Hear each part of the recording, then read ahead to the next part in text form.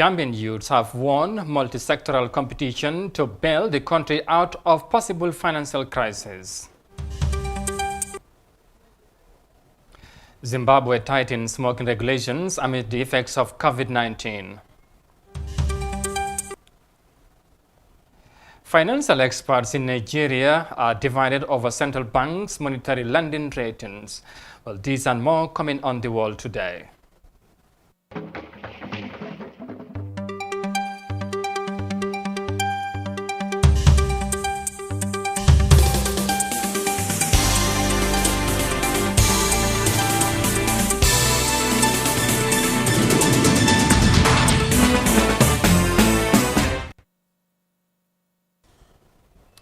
Hello there, this is Africa TV. You're watching the World Today News Bulletin. I am Amadou Kante. Many thanks for joining us, and now the news in detail.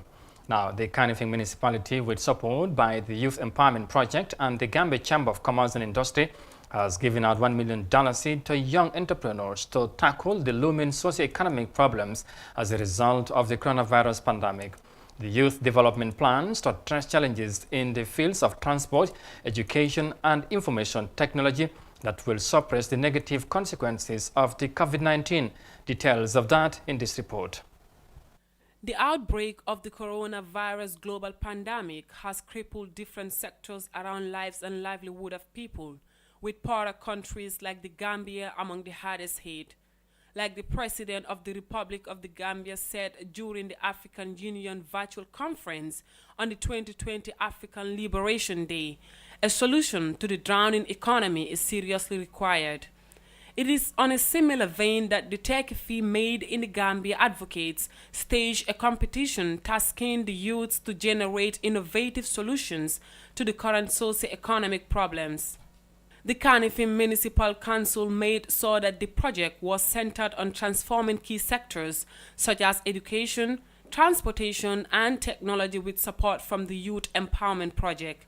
Out of 44 participants, the business idea forwarded by 3 young Gambians was awarded the sum of $1 million. The awardee were Mohamed Jawo of Le Jimbo e-commerce company, Kara Jeng of Gisco for his intervention in the education sector, and Babu Kanjai of Outboost Media and Analytic Company.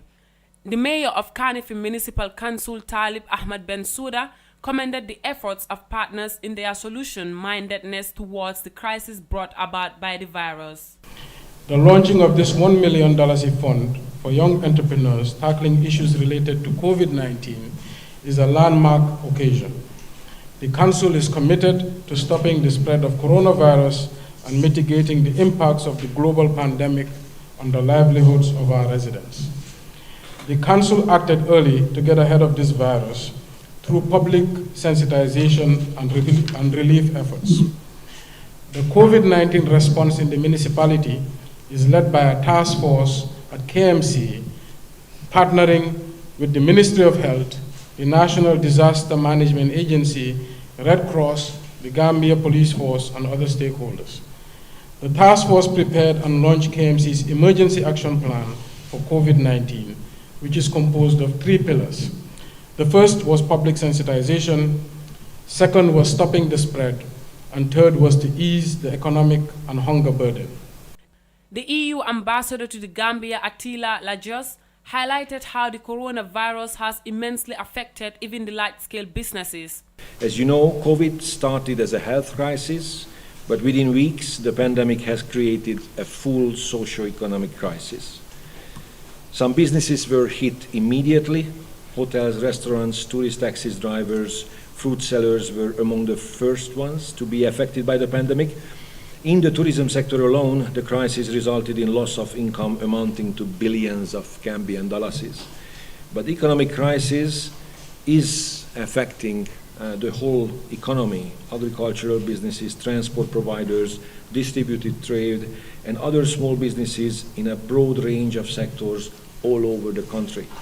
The Tech Fee campaign is a movement by Gambians for Gambians, which is about helping young people in the country to see the benefits of choosing to make it at home, rather than risk all they have to seek opportunities in Europe through irregular migration.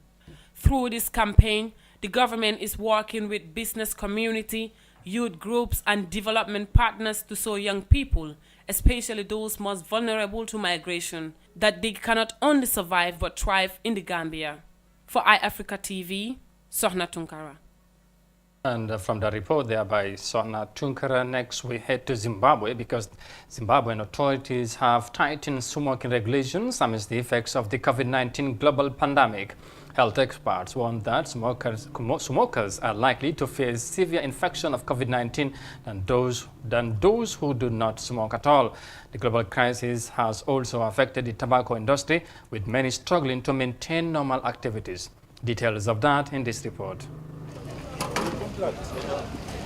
Smokers have long been cautioned about the hazards of their habit.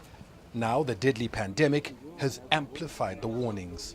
So normally, if you have smoked for a long time, anything more than 5 to 10 years, your lungs are beginning to get damaged. And knowing that COVID-19 is a respiratory illness sort of compounds the potential for severe disease in smokers. So if a smoker with emphysema gets COVID-19, they are going to probably need ICU, probably need ventilation, and they'll probably recover slower than somebody with healthy lungs. But some smokers aren't ready to quit. Everyone is at risk of contracting COVID-19 because at some point they will remove their masks and come into contact with other people. For example, when they're going to buy food. I know many people who started smoking in their youth and died at old age from other causes.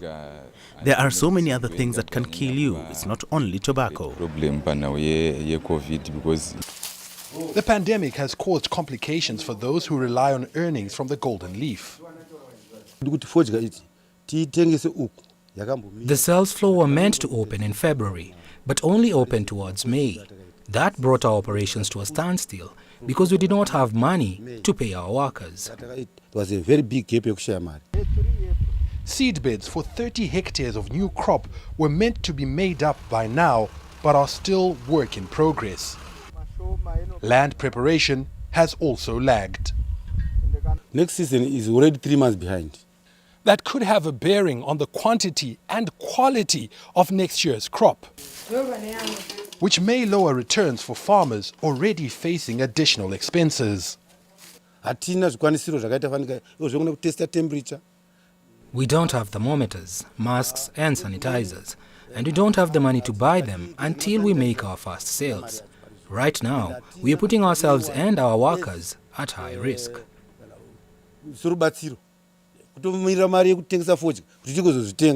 And that will put further scrutiny on operations that are under intense pressure to be stopped.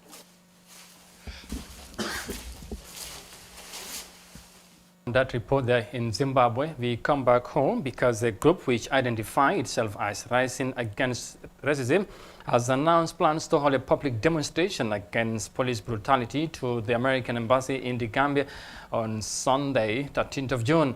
In a letter copy to the Inspector General of Police, the group stated that the protest will begin at the pipeline mosque at 10 a.m. to the American embassy, where a petition will be delivered. The group explained that the protest is triggered by the killing of George Floyd by a police officer in the United States on the 25th May. The group further stated that the issue of racial discrimination and killing has reached its peak and that they can no longer remain silent about it. According to the activists, the case of George Floyd is not an isolated one because many others have suffered similar fate simply because they are black people. The permit bears the signatures of Kamiseng Sane, Dudu Jah, MC Cham Jr. and the name of Umar Saibo Kamara. Well, it was copied to the Gambia Red Cross, the Gambia Fire and Rescue Service, African Center for Democracy and Human Rights Studies, African Union, United Nations, and the media. And from that development, next we report on the full relief matters because the people of Fajikunda on Tuesday formed queues to receive their share of the Gambia government food aid meant to address the challenges brought about by the coronavirus global pandemic. The distribution exercise held at the community school ground came about 1 month after the launching of over $700 million worth of food aid to various communities across the country. Details of that in this report by our Makalo. Over 100 of people gathered in the community of Fajikunda on Tuesday to collect their own share of over $7 million government food aid aimed at supporting the less privileged in the country. A resident of Fajikunda, Maria Majalo, who has been queuing to receive her own supply since 6 a.m., observed that social distancing was not observed during the distribution. Maria Majalo blamed the authorities responsible for the distribution. They should have controlled the crowd by only calling on 5 or 10 people to queue and later invite another set to avoid this crowded environment. In response, the ward councillor of Fajikunda denied the suggestion of being among those responsible for the overcrowd. Baba Jabi said the actual plan for the distribution process was supposed to be tomorrow, but they had to do it due to high demand for it. Tomorrow, Wednesday, we plan to start distribution on Wednesday so that we can do our logistic and distributing plans. But when people heard that there will be distribution, they came in number, so we cannot control them. And right now, we are even calling some of the securities to come and help us here to control the crowd. Executive Director at the National Disaster Management, Sanat Dahaba, said the objective of the food aid is for public health regulation, but the crowd is deviating the whole purpose. The reason why government is giving this emergency support is because of COVID-19. So if people can crowd together like this, that's creating a problem, and that's not actually what the government is supporting this food item. COVID-19 global pandemic has been affecting people's way of life since its emergence to the country. As a result, President Adama Barrow used his veto powers to extend the state of public emergency to another 21 days. For iAfrica TV News, Awa Makalo. Gambians there begins to receive the government's food aid assistance amidst the impact of the global crisis of COVID-19. Well, there's more news coming ahead, but for now we'll take a break and come back shortly with the remainder of the story. Stay with us, we'll be right back.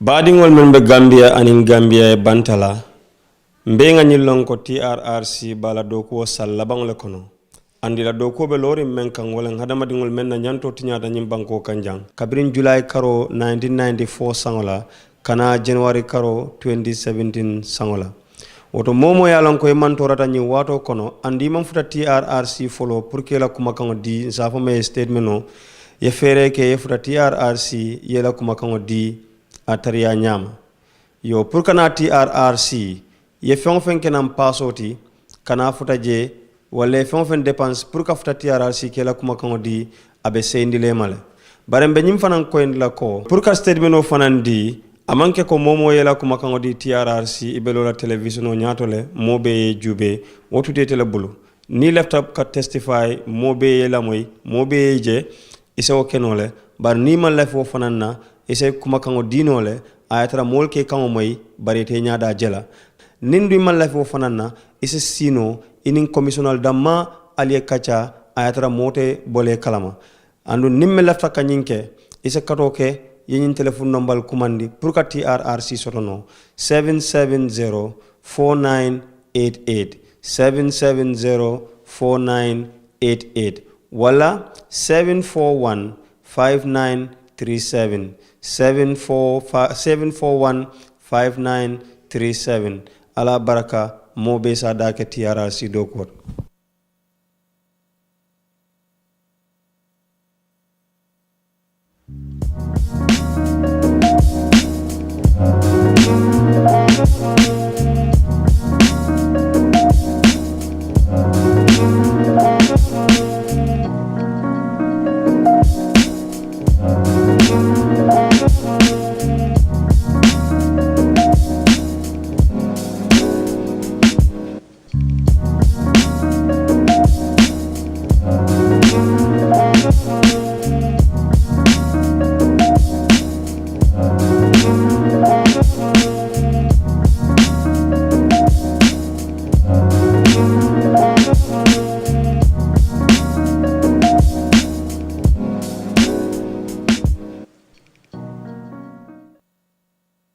Welcome back. You are watching the World Today News Bulletin on Africa TV, and now to the rest of the stories.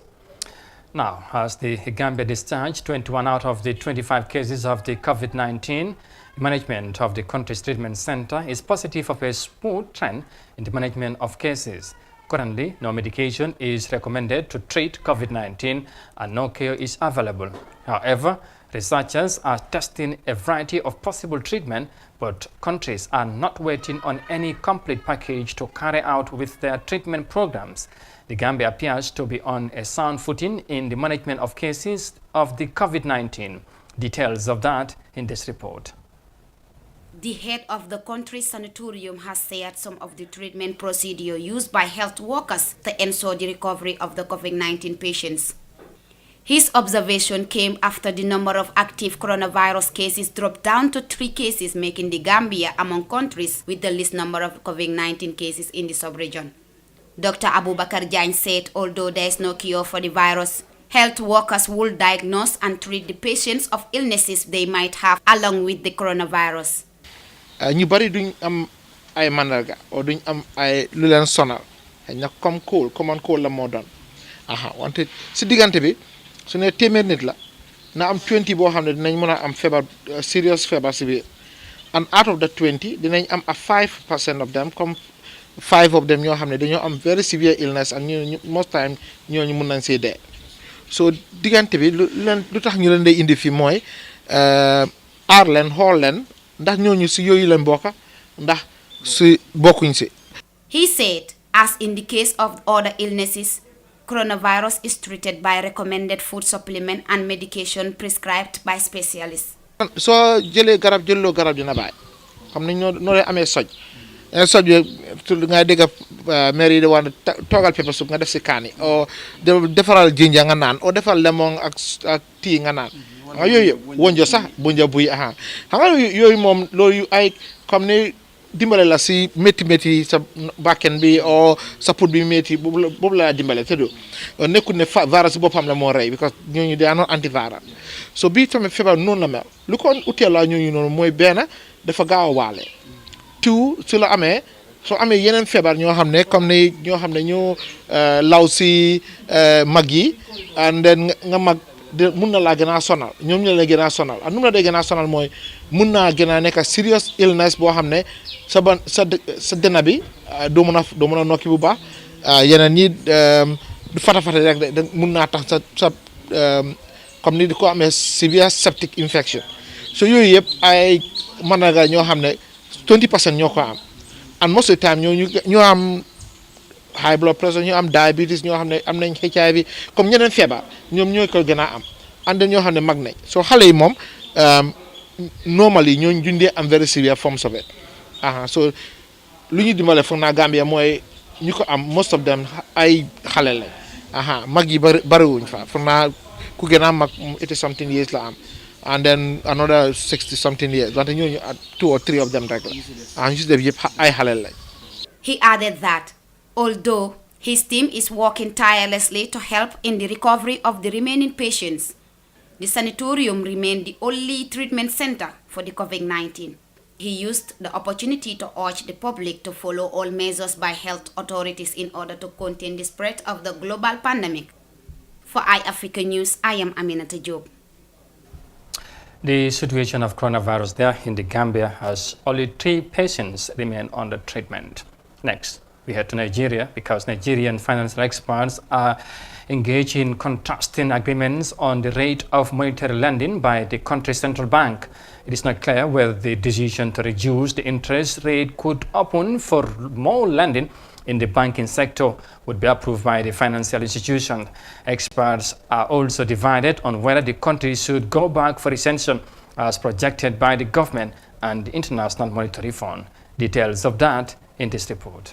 The decision by the central bank to cut the benchmark interest rate took quite a number of close watchers of the economy by surprise, and it has divided opinion among the experts, with the main argument centering on the monetary lending rate and the cash reserve ratio, which the MPC retained at 27.5%. Even though cash reserve requirement, the rates could have been adjusted But the one that is mostly efficient is the adjustment of monetary policy rate. I don't think the monetary policy rate is a major determinant of lending rate in the market today. So in that wise, I wouldn't think adjusting the monetary policy rate will have any material impact on the lending rate or the available credit in the market.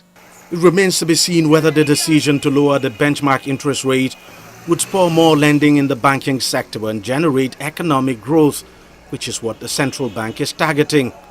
While the Nigerian government and the IMF have projected the country would slide back into recession this year, the Apex Bank is bullish that could be avoided.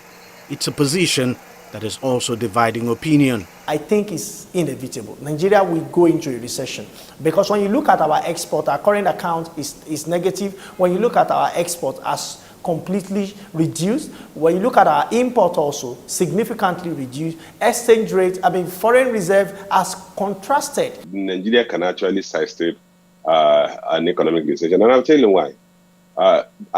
Because for you to have a recession, you must have 2 consecutive quarters of negative growth. We are likely going to have a negative growth in the second quarter of this year. But the third quarter, which will be the period July to September, may not have a negative growth. But even if Nigeria avoids slipping into recession by the end of the year, there are fears the country may not be able to avoid a second devaluation, especially if oil prices continue to remain low.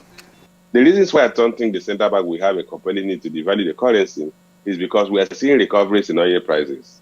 We're also seeing rebalancing in crude oil market. Devaluation may not necessarily happen if before the end of June oil price climb up to $40 a barrel. But if it does not, then it will become inevitable. There's no certainty about the Nigerian economy at the moment, and this is likely the result of low oil prices in the global market. The country's oil monopoly, NNPC, recently disclosed that it is still looking for buyers for its crude oil, whose demand has dropped due to the coronavirus pandemic. But with more and more countries easing their lockdowns, there's hope demand for oil will rise. How quickly that happens could make the big difference for Africa's largest economy. From that report there, in the Nigerian capital Abuja, finally we head to North Africa, in Egypt to be precise. Now, Egyptian football clubs are divided over the government's plans to resume domestic league competition after consultations with the Football Federation. The country's football governing body is set to announce its final decision on the matter by mid-June. Clubs are financially affected following the suspension of all sporting activities to cope despite of the coronavirus in the country. Details of that in this report. The Egyptian Football Association says it's going to announce the fate of the Egyptian competitions by mid-June. With the Africa Cup of Nations still set for January, there is very little time to both conclude the Premier League and begin a new domestic season. Football officials say it's a 50-50 chance for the current league to get cancelled. We cannot say which is the closest decision to be taken. The EFA is not the body designated to take such a decision. The African Confederation has not yet announced its call for continental competitions, so we cannot judge if there is going to be time to resume the Egyptian league.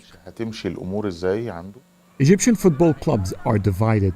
Some are for ending the season early, declaring Al Ahly and the Arab contractors as the top 2 this season, and Egypt's candidates for the CAF Champions League, while others are objecting. They want the league nullified, wiping out all results. Arab contractors want to resume the Premier League. We can, in 2 months, wrap the season without causing any trouble. This way, it will be fair to decide who is relegating and who will join the big clubs. It could get sensitive. It's important to have a football system that is undisputed. With no sports activities, all clubs are suffering. Some are installing salaries due to players. Others have cut them in half. Meanwhile, the sports ministry is more concerned with how sports will resume under the pandemic. We have formed several committees, including a medical one, to study how to resume sports activities and the regulations to guide that. We're trying to see what measures will be sufficient for a safe resumption, and we are coordinating with the Egyptian Football Association and others to set a program for that. All sports activities are set to gradually resume by mid-June, but football remains to be the biggest challenge for Egypt. Between fears of completing it under a super tight schedule or cancelling it, there is no easy way out. In either cases, the sport will be burdened by unprecedented preventive measures, which impact on the players' performances remains unknown. Egyptian football authorities working on modalities to bring back the beautiful game back to the country amidst the impact of the COVID-19. Well, viewers, with that, we bring this news bulletin to an end. But for more details on this and other stories, you can also look on our website on iafrica.tv. Many thanks for the pleasure of your company. Thanks for watching. Stay safe and bye for now.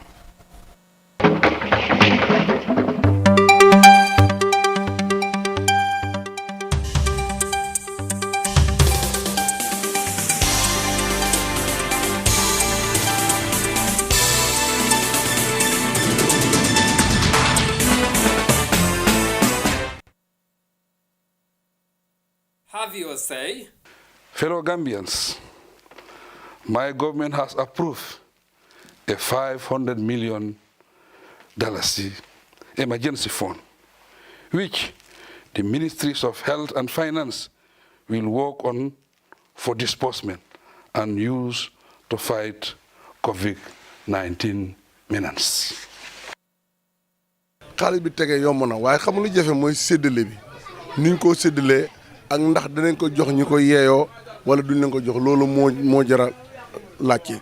cos loo xam ne la nit yee tax ñu joxe ko te nit ñi ñoo leen fa teg te xaalis nit yi la comme xaalisi population bi la wax dëgg yàlla li gënoon mooy ku nekk gis sa boppa man su ma sañoon daal ñu séedoo ko nu mu waroo buñ si def xaaj loo ñii diw nañ ko si ku nekk loo war a am nga am ko. askan bi seen dem ak dikk bu ñu wàññee mu jël ko def ko si loolu noonu participer ko si loolu noonu ba nga xam ne danañ mën a ànd ak moom si wàññi suñu dem ak suñu dikk.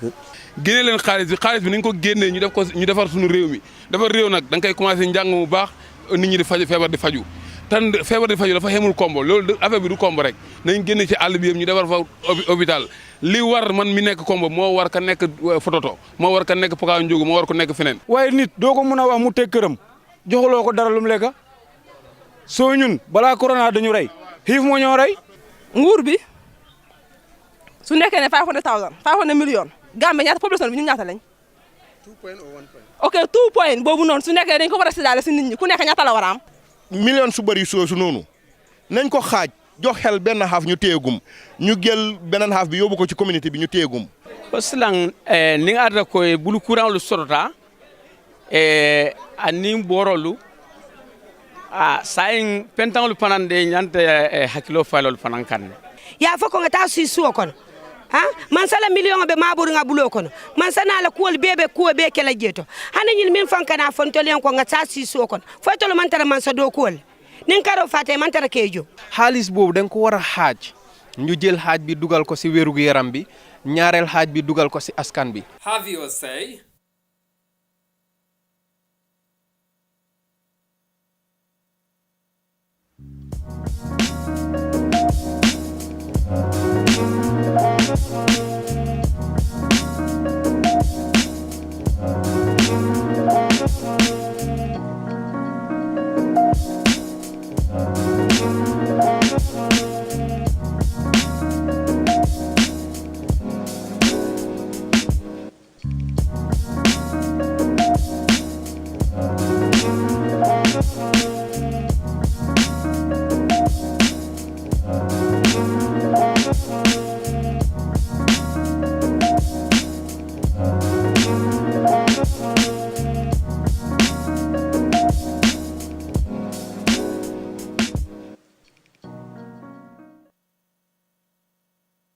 Hey there! You must have heard about a new viral disease called COVID-19.